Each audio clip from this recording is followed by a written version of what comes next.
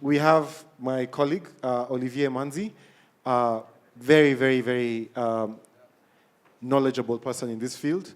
Manzi has worked for a Switch, for the World Bank, and now for Mojaloop. So he's one of the few people in our ecosystem who has experience in the trenches from all angles. Ashish, I have no idea what your history is, Ashish, but I'm sure he will introduce himself. So I will pass it over to Ashish. Cool, thank you, Simeon. Yeah, I guess I can start with a bit of an introduction about myself.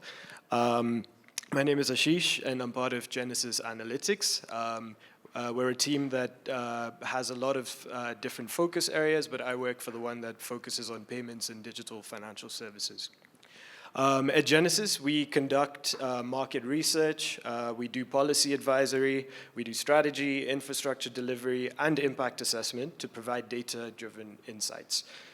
We also provide hands-on technical support that helps empower different kinds of clients like regulators, governments, financial service providers to build inclusive, modern payments and digital financial systems ecosystems. It's an honor to be here, to be honest, surrounded by the people who are actively building the future of financial inclusion. The topic we're going to explore today is one that sits at the very heart of that future. We're going to look at how to decide what software ownership model makes the most sense for you when you're building an instant payment system. This is really a critical strategic decision that every country and operator will face at some point or the other. And our goal today is to provide a clear framework to help you make the right choice for your specific context.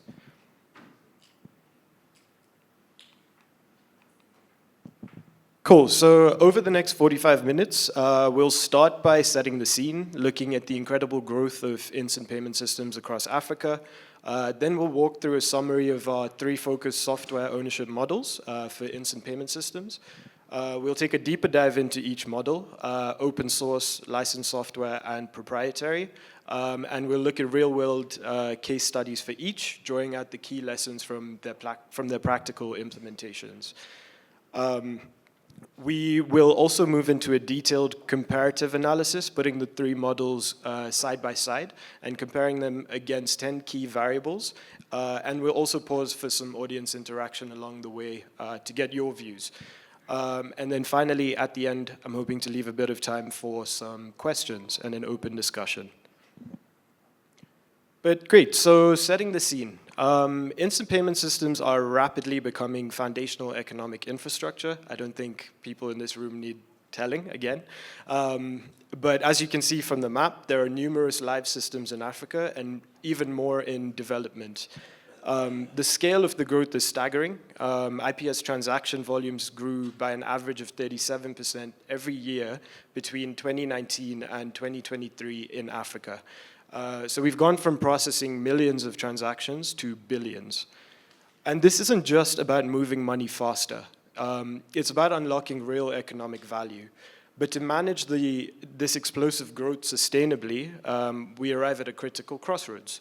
And that is the choice of how we build and own this vital infrastructure.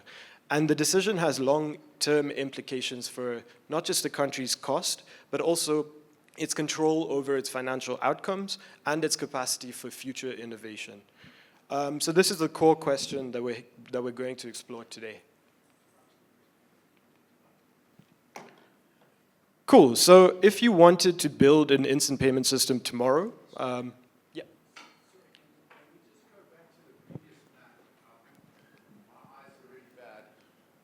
Sorry, my eyes are really bad.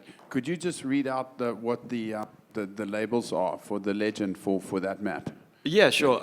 So is that orange? I'll call it yellow, the lighter one. Those are live instant payment systems. Then the darker orange are the IPS in development, and then the gray ones, there's no data. Okay, great, thanks. Yeah. And also, I think this is borrowed from the African Ender map, which they update periodically. So it's a great resource if you'd like to have a further look. Perfect, thank you.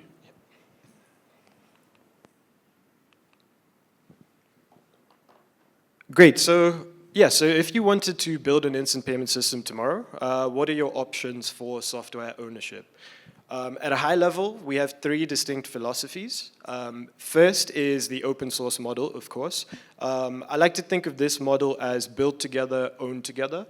And here you basically deploy a switch using publicly available code, like module loops, and you host it yourself, and this helps to eliminate license fees.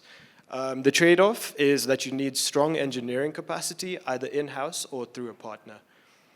Second, we have the licensed software model, which you can think of as license the code, run it yourself. You acquire a proven system from a vendor, install it in your own data centers, and pay an upfront license fee, plus an annual maintenance fee as well. You get a market-tested platform and vendor support, but you do need the budget and a skilled team to operate it. And the final one that we'll focus on today is the proprietary build. And I think of this as own the code, own the rail. Here you design and operate the entire system yourself from the ground up. And this gives you total control, but it does require the most significant upfront investment, not just in money, but also in time and talent. So now we'll start going through each model in a bit more detail, starting with the open source model. So the core principle here is transparency. The software's source code is a shared public asset, allowing for community-driven innovation. And this creates some interesting implications. First, and most obviously, there are no license fees. The cost model shifts almost entirely to implementation, customization, and support. A second benefit is that this model allows you to avoid vendor lock-in. Because you own your deployment, you're not permanently tied to a single support vendor, and that gives you a lot of strategic independence. This also leads to full ownership and control over your system's design outlook.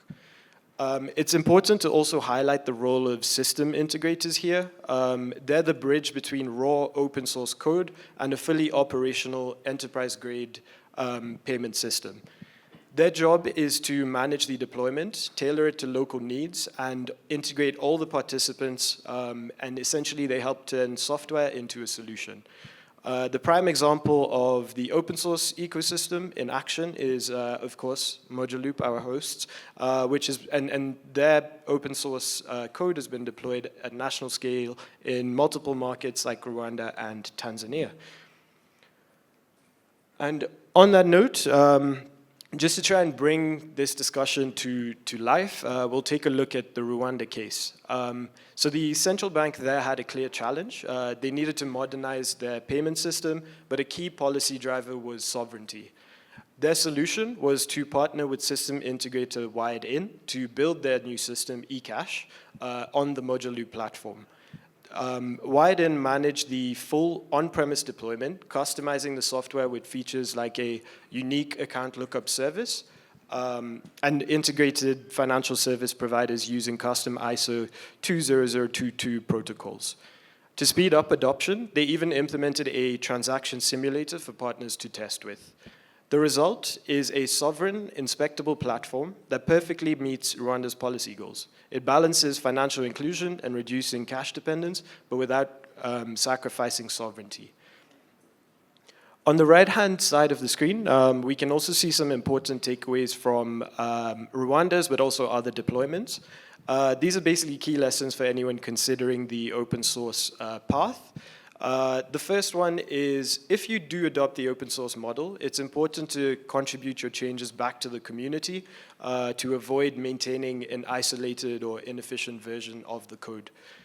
Second, it helps to budget for security audits early to ensure your specific deployment meets global standards. Third, invest in community engagement, like this event, to fast-track skills transfer. And finally, automate your security updates to stay protected in real time. And that is the end of the deep dive into the open source model, but I thought before we move into the next one, I'd just like to pause here and bring Olivier into the discussion, given his experience. And the question for you is, Olivier, in your experience, what are the most common misconceptions around using open source software ownership models? And I think to save time, I had another question. I'll just ask that as well. The question there is, we know that across all the models, there are trade-offs in terms of strengths and weaknesses. So how does Moduloop help to overcome some of the challenges that arise more commonly with open source more generally? Thank you, Ashish. The first misconception some people asked me today, even today, every single day adopters are concerned about security. The code is publicly available. Anyone can see through it. And isn't it a concern if hackers can see through the code? Modern and enterprise systems are no longer secured by hiding, because even the state of art of security is open source. The hashing is open source, meaning that you implement strong and proven security measures, not relying on hiding your code. That's one. Those strong securities are there. And two, we have a community of over 1,600 people, including security experts who go through the code before it is released to test any single vulnerability we might have. Three, we have automated security checks and vulnerability tests. Sam is there, can attest. He's the custodian of that area. To the point, any new vulnerability coming, we are alerted, and teams fix it immediately. So, because of that large community of experts, we have more people who contribute to the security of the system rather than hiding it. Thank you. Now, on the second one was? So I think you've spoken a bit about you've actually spoken a bit about both questions together. Yeah, okay. The first one was misconceptions. The second one was about the strengths in overcoming the weaknesses of open source. But how do we overcome some of the so-called weaknesses? Is having that strong community. Another one is building capacity within countries so that they own the system. We have tools like accelerator programs to train technology company within countries to help adopters. That's one. Yeah, thank you. Okay, excellent. Thank you, Olivier. And we'll hear from you again shortly. But first, let's turn to the second model. And here we're talking about licensed software. So the core principle is a bit different. You're buying a mature market-tested product from an experienced vendor, which significantly de-risks the technical build. The commercial terms are pretty straightforward. You typically pay a large upfront license fee plus a recurring annual maintenance fee, and that's often around 15 to 20% of the initial cost. In return, you get a platform that you install on your own servers, ensuring you meet data residency rules. However, this model comes with a major strategic trade-off, and that's vendor lock-in. You become highly dependent on that single vendor for all critical support, upgrades, and new features. Exiting that relationship can also be technically complex and financially very costly. But the key strengths are also clear. Reliability, because the platform is proven at scale elsewhere.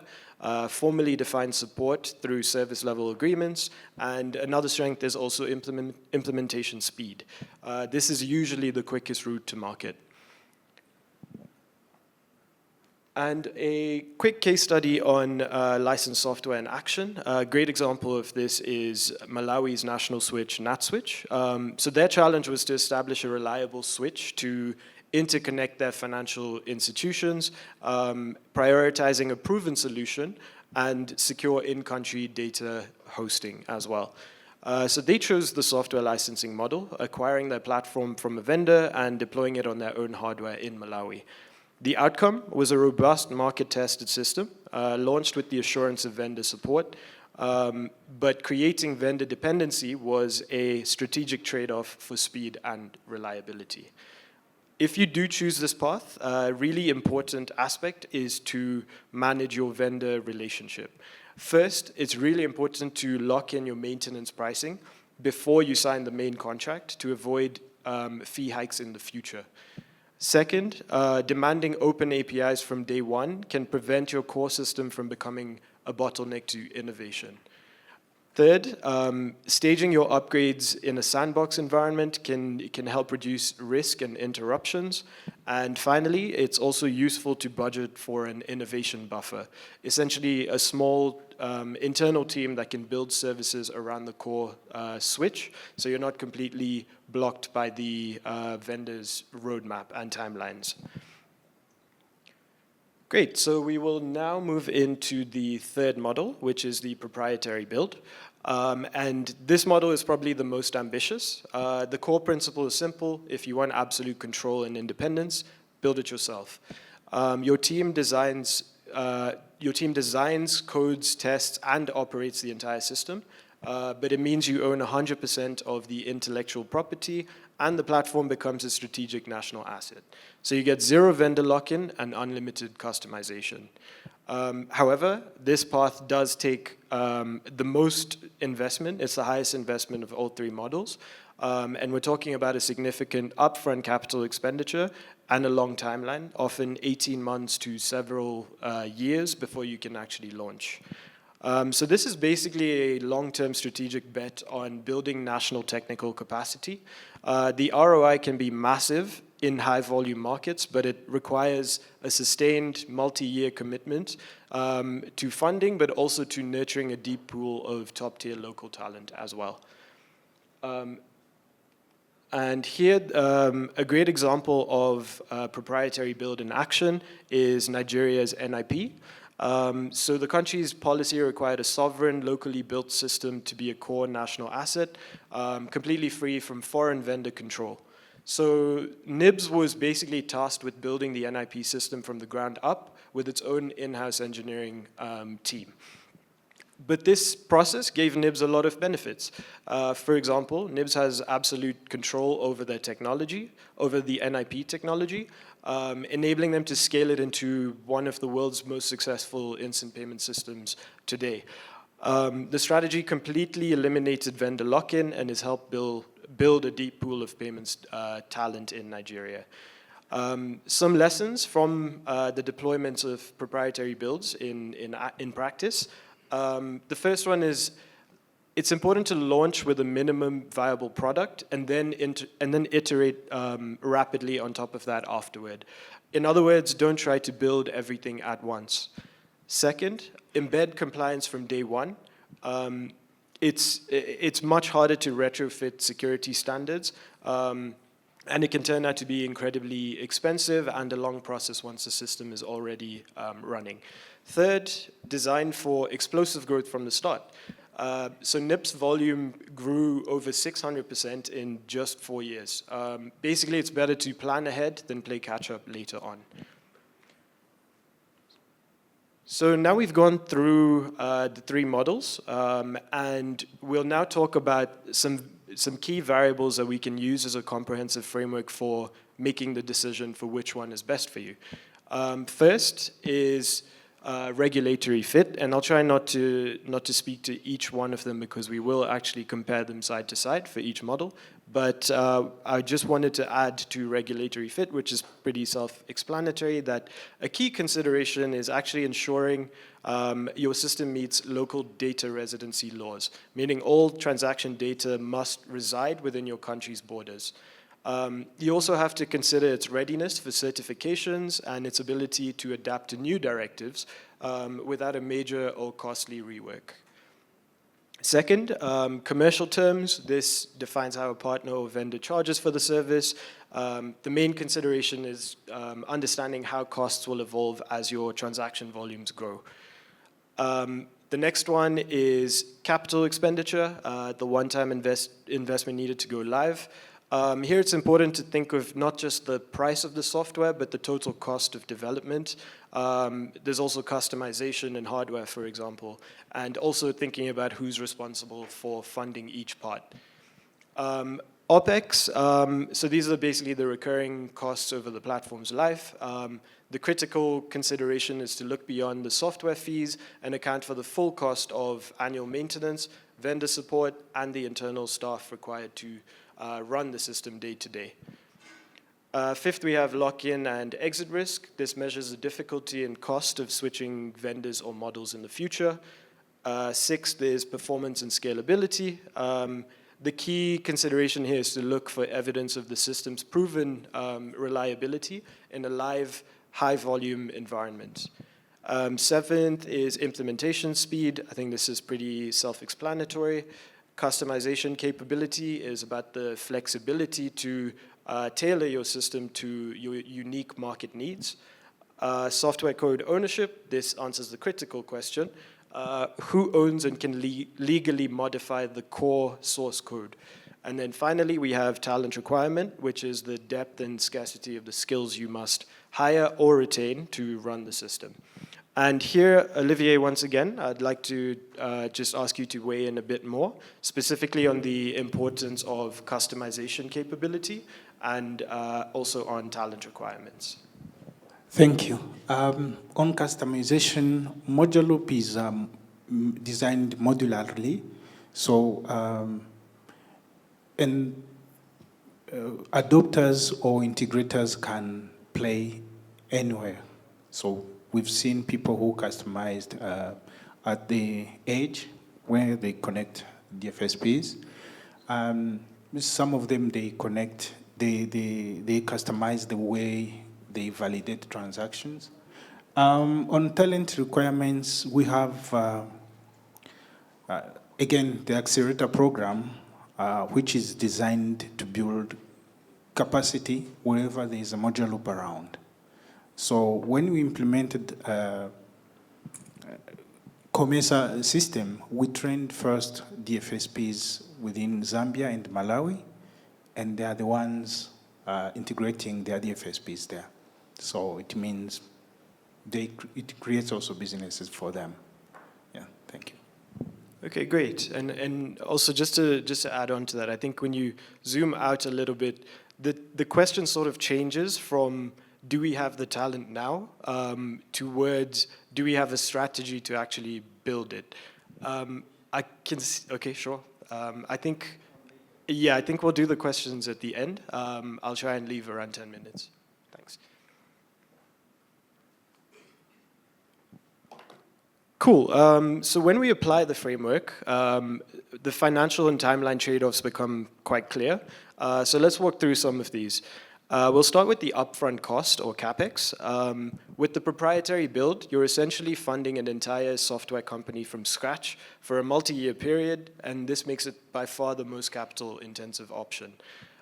Licensed software also requires a significant but contained one-time license fee, but this can still be a major budget item. Open source is probably the most favorable model here, but while there's no license fee, you must still invest in the hardware and the professional services for integration and customization. Next, looking at OpEx, where you get a better sense of the long-term picture. The OpEx for a proprietary build remains high, driven entirely by the payroll of a large permanent technical team. Licensed software has a medium to high recurring cost, and that's dominated by the annual maintenance fee. A key point to make here as well is around change requests. Anytime you request a new feature or use case with the licensed software model, you might have to join a queue, and you're ultimately charged for the upgrades as well. And this is a separate cost from the maintenance fees. So naturally, it can increase the OpEx for this model quite considerably. It's also quite unpredictable.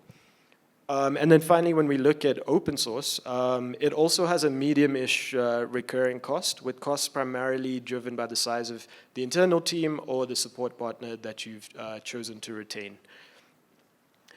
I'll skip over a couple. I'll go forward to cost at scale. Here, the proprietary model is the ultimate winner. After you've paid off that the massive initial investment, your per transaction costs at high volumes become incredibly low. The open source is also very favorable here, as your costs don't automatically increase with volume. The license model is the least efficient at massive scale, as that fixed maintenance fee never really goes away. Again, here the costs of change requests and upgrades also create a lack of predictability. And then looking at implementation speed, the trade-offs are inverted. So licensed software, being a ready-made product, is the fastest path to market, typically within 6 to 12 months.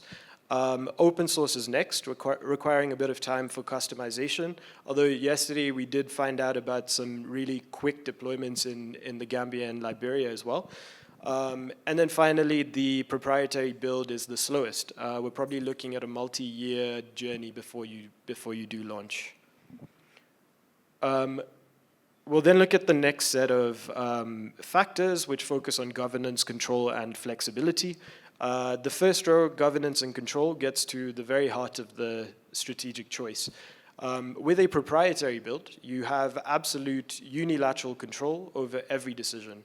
In the licensed software model, you share control. You manage the daily operations, but the vendor controls the core product roadmap. Open source offers a balance. You have full control over your own deployment and can contribute to a community, but you're never forced to accept changes that you don't want. Next, we look at customization. So obviously with the proprietary and open source models, there's unlimited customization as you have access to the code.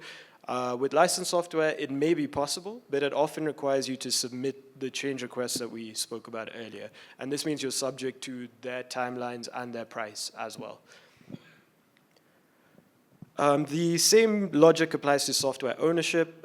With proprietary and open source, you have full ownership of the intellectual property of your system. With licensed software, your ownership is limited. You have a license to use the software while the vendor retains all the core IP. And the next one is vendor lock-in. It's non-existent in a proprietary build and minimal in an open source model where you can switch your support partners. However, it is high in the licensed software model where exiting is technically complex and financially costly. And this creates a significant long-term dependency that can limit your strategic agility. And finally, none of this is possible without the right people, which brings us to talent requirement. The models that offer the most control, so proprietary and open source, are also the ones that demand the most talent. So a proprietary build requires a very large, permanent, multidisciplinary team. An open source build requires a high level of skill, which could either be in-house or with a partner. And licensed software has a more moderate talent requirement, focused on operators who are trained by the vendor. Cool, so the next slide is basically a summary, but I think just based on time, we can skip forward to where we get your views. So basically, if I could ask you to please take out your phones and answer 2 quick questions via Mentimeter.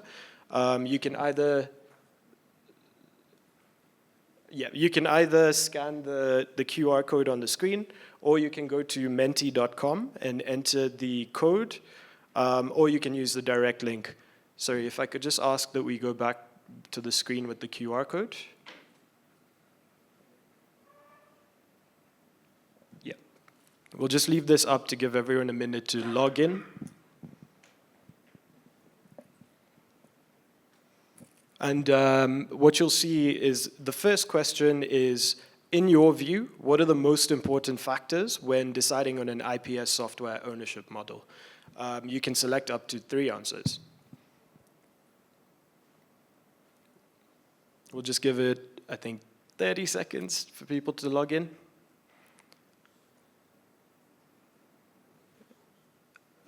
It looks like most people are ready, so we can switch.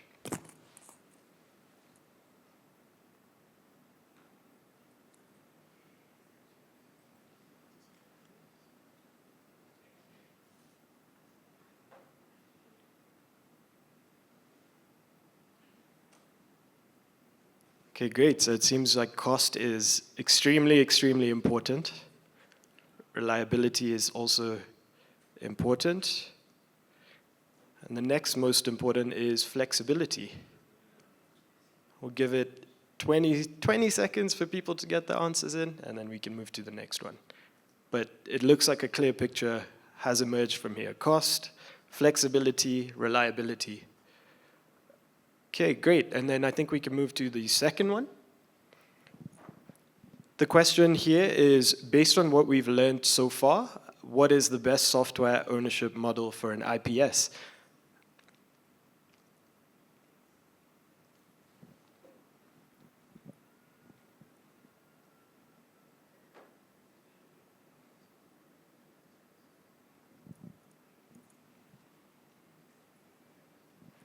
You can see open source is very popular, though that's not surprising given where we are.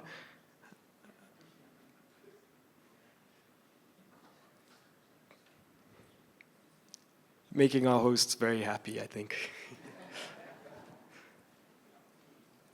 Okay, great. If we can quickly switch back to the conclusion slide, I can wrap up.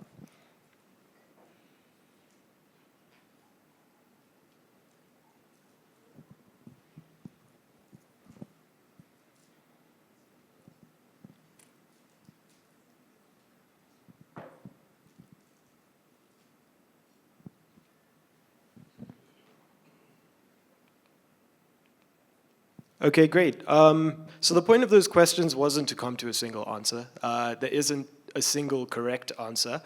And that's why you can see me sitting on a fence there. But really, it does depend on your circumstances and ambitions. If your priority is sovereignty and flexibility, but you don't have the resources for a full proprietary build, then open source is a powerful strategic choice that allows you to avoid vendor lock-in and build local capacity. If your main drivers are speed and reliability, then licensed software is a pragmatic choice because it helps to de-risk technology, but you must be willing to accept the vendor dependency as a trade-off. And if your non-negotiable is absolute control, then a proprietary build is probably the ultimate investment in creating a unique national asset and eliminating vendor risk. So to find your answer, I'll leave you with 5 key questions that you should be asking in your own organizations. What is your most critical driver? What are your realistic budgets? How damaging is vendor lock-in to your strategy? Do you have a plan to build talent? And finally, is your goal simply to operate a payment system or to own the intellectual property that runs it? Thank you for all your attention. I think we can now open up the floor for discussion. I've spoken a lot, so if you have an answer to any of the questions, please feel free to weigh in as well. But to kick off, I have one last question for Olivier, and that's basically looking at the market today. Are you seeing any particular trends? For example, are new or emerging markets leaning towards one model over the others? Over to you. Yeah, thank you. I will talk to that response from my 21 years experience in payment systems, because in 2004, we implemented a switch in Rwanda. I was a switch administrator writing authorization scripts and things like that. That time, the model was only proprietary. Until open source started coming and people facing issues with vendors, with so many change requests, when I joined Mojaloop, we had like one adopter, but we are seeing a trend of people going from proprietary systems to the open source with some conditions that their teams are trained if they want to implement it. So some of the switches, they have like a mixture of these, which I can tell is proprietary because it is implemented within the institution. Their team is trained to install, to develop, and to operate an open source. So it means they start from the open source and build on it. So it can be a hybrid of proprietary and open source. The other trend is people who are trying to adopt now IPS, and when they explore, they commission some studies. We've seen 2 studies favorable to open source because of 2 things: vendor lock-in, cost, and the sovereignty. There are 3. Yeah, thank you. Okay, great. Yeah, I think we had some questions earlier. Yeah.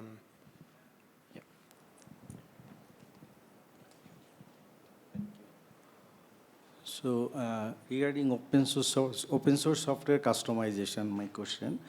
So as you know, we are used to use system software as an open source, like Linux and so on.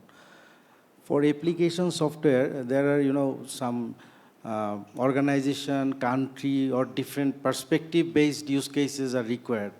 So that is why to use the open software in the payment ecosystem, so much customization must be required. And I believe the country which have already deployed the IIPS on Mojoloop, they did it. So my question is, Mojoloop, they are actually releasing the new versions time to time, right? So whenever a new version is getting released, then how the new version, the accommodation of new version with the customized things, will it be challenged? If it's really challenged, then how it can be leveraged? So maybe the experienced community guys are here, so they can share their experiences, which would be really helpful for us. Sure. Do we have okay.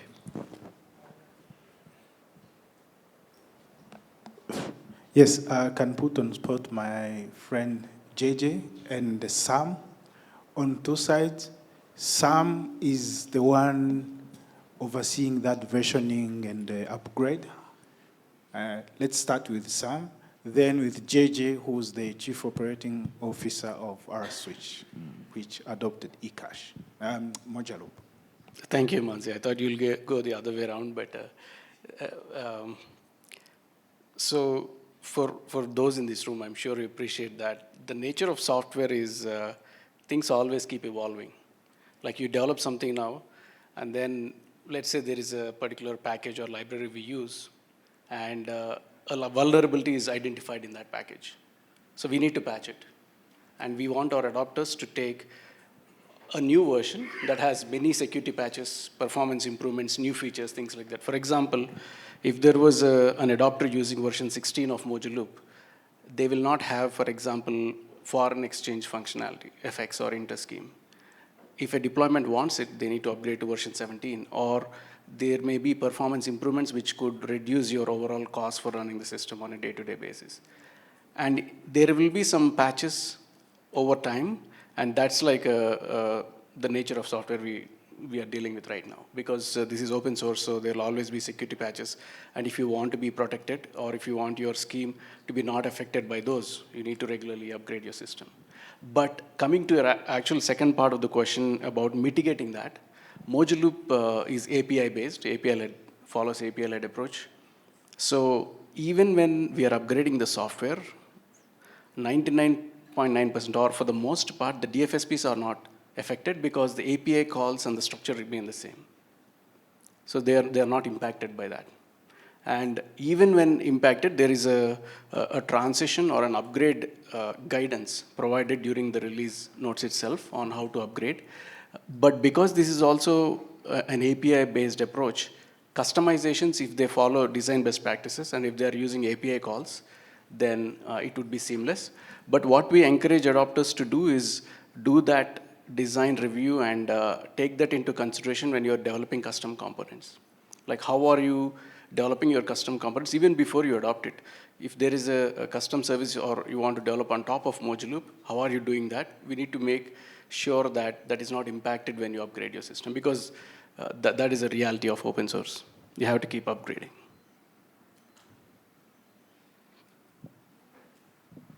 Thank you. I think we have a question on that side. So thank you. According to the presentation, I can see that local capacity building is a key, adopting open source solution.